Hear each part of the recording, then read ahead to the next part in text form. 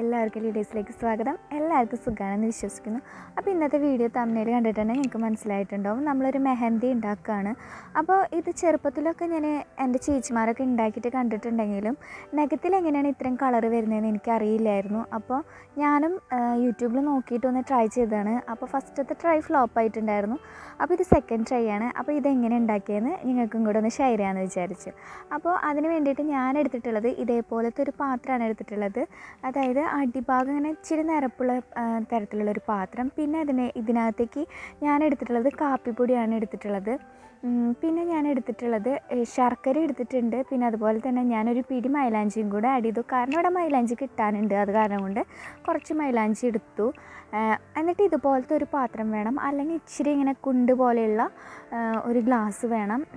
ഇത് രണ്ടും നാശമാവും കേട്ടോ.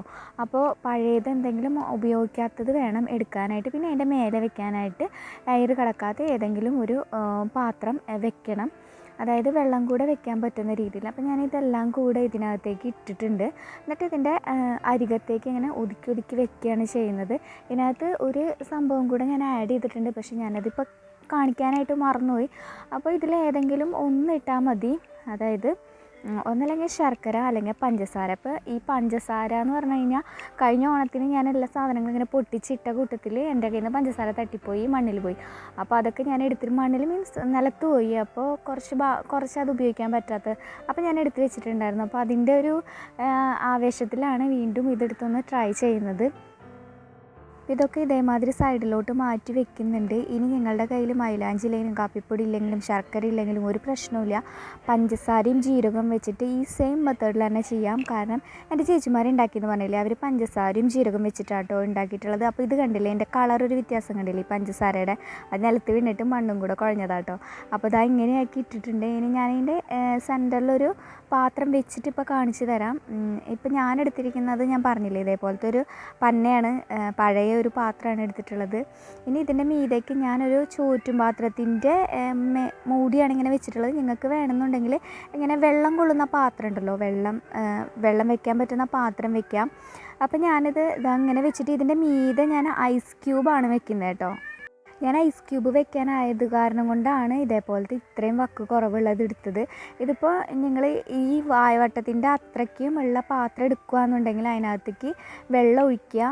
വെള്ളം ഒഴിച്ച് കഴിഞ്ഞ് ചിലപ്പം അതിൻ്റെ സൈഡിൽ കൂടെ ആവി പോവും. ആ ആവി പോകാൻ പാടില്ല. ആവി പോകാൻ തോന്നുകയാണെങ്കിൽ ജസ്റ്റ് ഒരു ക്ലോത്ത് വെച്ചിട്ടൊന്ന് കവർ ചെയ്ത് കൊടുക്കുക. ഒരു കോട്ടൺ ക്ലോത്ത് വെച്ചിട്ട് കവർ ചെയ്ത് കൊടുത്തു കഴിഞ്ഞാൽ ആവി പോകും. അതിൻ്റെ ഇടയിൽ കൂടെയുള്ള ആവിയില്ലേ, അത് പോവാതെ നോക്കണം, അത്രേ ഉദ്ദേശിച്ചിട്ടുള്ളൂ. അപ്പോൾ ഒരു 25 മിനിറ്റ് ഞാൻ കുറവ് സിമ്മിലിട്ടിട്ടാണ് ഞാൻ ഇത് കത്തിച്ചിരിക്കുന്നത്. വെള്ളം നന്നായി തിളയ്ക്കണമെന്നോ അങ്ങനെയൊന്നുമില്ല, നന്നായിട്ട് ചൂടായാൽ മാത്രം മതി. ഇതേ കണ്ടില്ല, എൻ്റെ ഇത്രയേ ഉള്ളൂ. ഐസ് ക്യൂബ് നലിഞ്ഞ് വെള്ളം ഇത്രയൊക്കെ ആയിട്ടുണ്ട്. ഇതിനകത്ത് കരട് കിടക്കുന്നത് ഓറഞ്ചിൻ്റെ തൊലിയാണ് കേട്ടോ. അപ്പോൾ അതേ എടുത്ത് വരുമ്പോൾ കുറച്ചാണ് കിട്ടുക. നന്നായിട്ട് ആ കരിയണ എന്താ പറയുക സൗണ്ടൊക്കെ നമുക്ക് കേൾക്കാൻ പറ്റും. ഒരുപാട് കരിക്കരുത്. അപ്പോൾ വെള്ളം വറ്റി പിന്നെ ഈ സെൻറ്ററിൽ കിട്ടുന്ന ആ വെള്ളം ഇച്ചിരി കുറവായി മാറും. അപ്പോൾ ഒരു 25-30 മിനിറ്റ് കണക്കാക്കിയിട്ട് നമ്മളത് എടുക്കണം. ചൂടാറിയതിന് ശേഷം മാത്രമാണ് ആ സാധനം പൊന്തിക്കാൻ പാടുള്ളൂ. അതായത് മേലെയുള്ള പാത്രം പൊന്തിക്കാൻ പാടുള്ളൂ. ശർക്കരയും പഞ്ചസാരയും വെച്ച് ഉരുക്കി പിടിച്ച കാരണം കൊണ്ട് ആ സെൻറ്ററിലെ പാത്രം ഇളക്കിയെടുക്കാൻ ഇച്ചിരി പാടായിരുന്നു എനിക്ക്.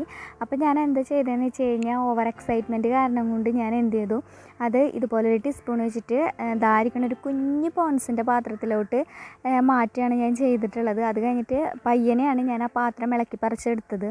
അല്ലെങ്കിൽ ഞാനത് ഇളക്കി കഴിഞ്ഞ് കഴിഞ്ഞാൽ ഈ വെള്ളം മൊത്തം അതിൻ്റെ ഉള്ളിൽ പോകുമെന്ന് എനിക്ക് തോന്നി. അപ്പോൾ അത് കാരണം കൊണ്ടാണ് അങ്ങനെ ചെയ്തത്. ഇനി ഞാൻ എടുത്തിരിക്കുന്നത് നമ്മുടെ മൈദയാണ് എടുത്തിരിക്കുന്നത്. മൈദ ആയാലും ഗോതമ്പായാലും കുഴപ്പമില്ല, പക്ഷേ നന്നായിട്ട് ഒട്ടിയിരിക്കണം, അതാണ് ഉദ്ദേശിക്കുന്നത്. അപ്പോൾ ഞാൻ എൻ്റെ നഖത്തിലേക്ക് മാത്രമുള്ളതാണ് എടുത്തിരിക്കുന്നത്. ഇത് ഞാൻ നൈറ്റാണ് കേട്ടോ ചെയ്തത്. അപ്പോൾ നൈറ്റ് ഇട്ടിട്ട് കിടക്കാമല്ലോ എന്ന് വിചാരിച്ചിട്ട് ഞാൻ ആ ഫസ്റ്റ് നഖത്തേൽ മാത്രമാണ് ഇട്ടിട്ടുള്ളത്. അപ്പോൾ ഇത് എന്താ അങ്ങനെ പേസ്റ്റ് ആവുന്ന രീതിയിൽ കുറച്ച് ഒഴിച്ചിട്ട് മിക്സ് ചെയ്യുകയാണ് ചെയ്തത്. ഇതിനകത്ത് ഏകദേശം ആ ഒരു കുഞ്ഞു കുപ്പിക്കകത്ത് ഒരു 3/4 ഭാഗം ഉണ്ടായിരുന്നു. അപ്പോൾ ഫസ്റ്റത്തെ ഇടലിൽ എന്തിട്ടാന്ന് വെച്ച് കഴിഞ്ഞാൽ നന്നായിട്ട് കളർ വന്നില്ല ശരിക്കും. ഫസ്റ്റത്തെ ഒറ്റ പ്രാവശ്യം കൊണ്ട് തന്നെ നന്നായിട്ട് കളർ വരുമെന്ന് എനിക്ക് തോന്നുന്നില്ല. പക്ഷേ പിന്നത്തെ പ്രാവശ്യം കൂടെ ഞാൻ ഇട്ടപ്പോഴത്തേനും എനിക്ക് നല്ല ഡാർക്ക് കളറായിട്ട് കിട്ടി. അതായത് ഞാൻ ഫസ്റ്റ് കാണിച്ചില്ലേ അതേ കളർ എനിക്ക് കിട്ടിയത് ഞാൻ 2 പ്രാവശ്യം ഇട്ടപ്പോഴാണ്. അപ്പോൾ ആദ്യത്തെ പ്രാവശ്യം ഞാൻ നഖത്തിൽ മാത്രം ഇട്ടിട്ട് പിറ്റേ ദിവസം ആയപ്പോൾ തന്നെ നല്ലൊരു കടുത്ത ഓറഞ്ചാണ് ആയത്. പക്ഷേ എനിക്ക് കുറച്ചും കൂടെ നല്ല കളറിൽ വേണമെന്ന് എനിക്ക് ആഗ്രഹമായിരുന്നു. അപ്പോൾ നഖത്തിൽ കളർ വരാത്ത കാരണം കൊണ്ടാണ് ഞാൻ നഖത്തിലിടാത്തത്. എനിക്ക് ആക്ച്വലി നഖത്തിലിടാൻ എനിക്ക് ഭയങ്കര ഇഷ്ടമായിരുന്നു. അപ്പോൾ ഞാനിവിടെ എടുത്തിരിക്കുന്നത് നമ്മുടെ പെയിൻറ്റിങ് ബ്രഷിൻ്റെ ഇത് വെച്ചിട്ട് അതിൻ്റെ ബാക്ക് ഭാഗം വെച്ചിട്ടാണ് ഞാൻ കയ്യുമ്മ ഇടാൻ പോകുന്നത് കേട്ടോ. അപ്പോൾ ഇതിട്ട് ഒരു 10 മിനിറ്റിനുള്ളിൽ തന്നെ നന്നായിട്ട് ഡ്രൈ ആവും. പിന്നെ നമ്മുടെ ബെഡിലാവേ അങ്ങനത്തെ പ്രശ്നങ്ങളൊന്നുമില്ല. കണ്ടോ, പിറ്റേ ദിവസം ആയപ്പോഴത്തേനും ഈ ഒരു കളറാണ് എനിക്ക് കിട്ടിയിട്ടുണ്ടായിരുന്നത്. അപ്പോൾ പിറ്റേ ദിവസം കൂടെ ഞാൻ എന്ത് ചെയ്തു, കയ്യിൽ ഫുള്ളിങ്ങനെ തൊപ്പി മാതിരി ഇട്ടു. അതായത് തൊപ്പിടാന്നാണ് ഞങ്ങളിവിടെ പറയുക, നിങ്ങളെങ്ങനെ പറയാമെന്ന് എനിക്കറിയില്ല. തൊപ്പി മാതിരി ഇട്ടു. അപ്പം തൊപ്പി മാതിരി ഇട്ട് കഴിഞ്ഞപ്പോഴത്തേനും പിറ്റേ ദിവസമായപ്പോൾ ഭയങ്കര ഡാർക്ക് കളറായി. ആക്ച്വലി എൻ്റെ കൈ ഇച്ചിരി തഴമ്പൊക്കെയുള്ള കൈ ആയ കാരണം കൊണ്ട് സാധാ മൈലാഞ്ചി ഇടുവാണെങ്കിലും ഒരുപാട് എന്താ പറയുക കറുത്ത് വരാറുണ്ട്. അപ്പോൾ ഇതിൻ്റെ കാര്യം പറയണ്ടല്ലോ.